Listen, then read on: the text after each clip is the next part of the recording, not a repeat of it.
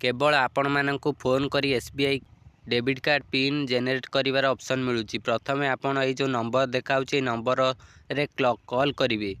এই ନମ୍ବରରେ କଲ୍ କଲା ପରେ ଆପଣମାନଙ୍କୁ ଆପଣଙ୍କର ଭାଷା ସିଲେକ୍ଟ କରିବାକୁ ପଡ଼ିବ।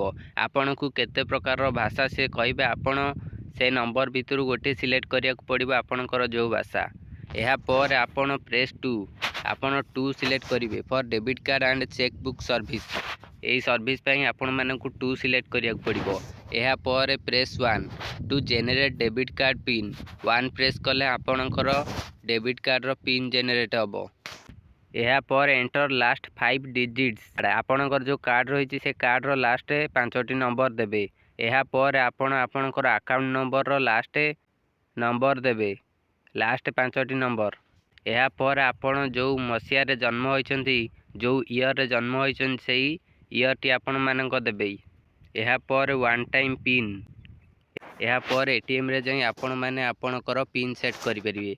Using the one time PIN at any State and Bank ATM within 24 hour आपण एटीएम रे जाई नुआ पिन मध्य जेनेरेट करि परिबे। Your new debit card PIN is set आपण एई भली माध्यम रे आपणकर डेबिट कार्ड रो पिन को सेट करि परिबे। केवल आपण मानक ए कांटेक्ट नंबर रे कांटेक्ट करिवार अछि।